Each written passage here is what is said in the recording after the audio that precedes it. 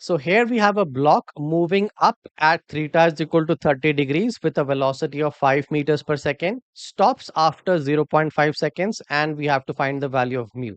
So in this question, basically we have an object which is sliding up an inclined plane.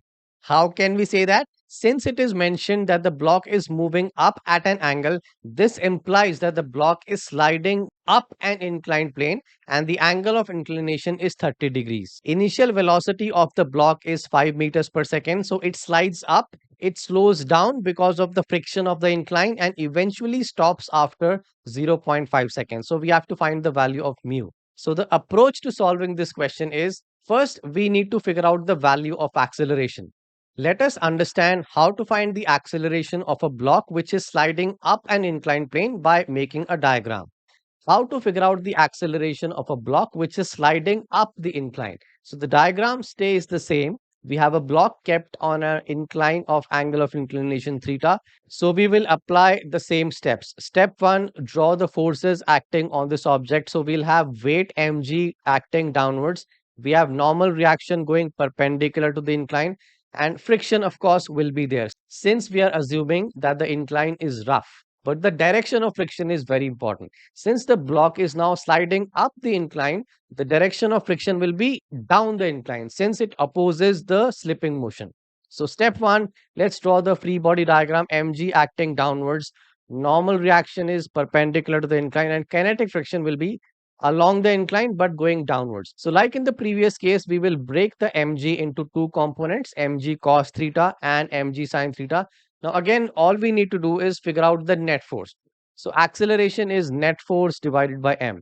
Now if you analyze the forces which are perpendicular to the incline, n and mg cos theta will balance each other out. So n is equal to mg cos theta. So the net force acting on the incline will be mg sin theta plus the friction, because in the previous case we had subtracted, remember, because the mg sin theta and kinetic friction were in opposite direction.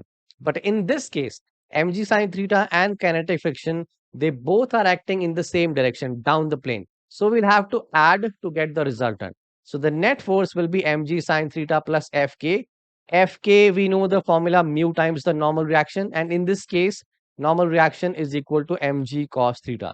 So now if we combine all these formulas, net force will come out as mg sin theta plus kinetic friction, which is mu times mg cos theta. Now let's put the value of net force in the formula for acceleration, which is net force divided by m. So if we divide the expression of net force divided by m, we will get the acceleration as g sin theta plus mu times g cos theta. So this is the acceleration of a block which is sliding up an inclined plane. So of course, this is the magnitude. Direction of acceleration is down the plane. Why is that? Because if we recall, the net force is mg sin theta plus kinetic friction and the direction of net force is down the plane. That is why acceleration will also be down the plane. So we can say direction of acceleration even in this case will be down the plane. So coming back to the question, now we know that the value of acceleration is g sin theta plus mu g cos theta. So let's proceed ahead. Step 1, let's draw a diagram. So we have an incline here. The angle of inclination is 30 degrees. We have a block. Initial velocity of the block is 5. Final velocity is 0 as the block comes to rest after a time of 0.5 seconds. Now we have to find the value of mu. Step 1, if you remember, was drawing the free body diagram. So here we have shown mg force acting downwards, that is the weight. Normal reaction will be perpendicular to the incline. And in this case, the direction of friction is down the plane. Why is that? Because since the block is sliding up the inclined plane, so the direction of kinetic friction will be down the incline.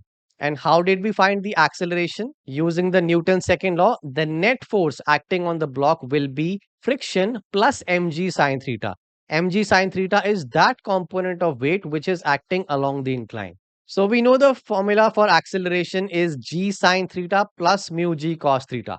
But is there any other way to find the value of acceleration using the information given? So you can see we have initial velocity u, final velocity v, and the time. So is there an equation which connects all these parameters? The first CUAT equation, Newton's equation of motion, if you remember, v is equal to u plus at. final velocity is 0, initial velocity is 5, time is 0 0.5. So if we put all the values in, the value of acceleration will come out as negative 10. Now it is very important for you to know the significance of minus. So 10 is the magnitude of acceleration. Minus sign only represents the direction of the acceleration. Acceleration direction is down the plane. And why is that?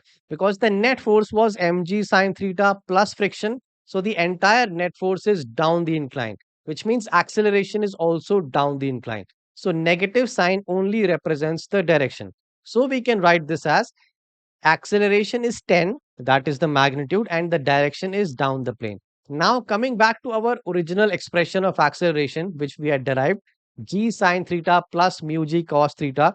This is the magnitude of acceleration, and direction, of course, is down the plane. So, all we need to do, first step, let's put all the values in. G is 10, theta is given as 30 degrees. So, this is the expression for acceleration.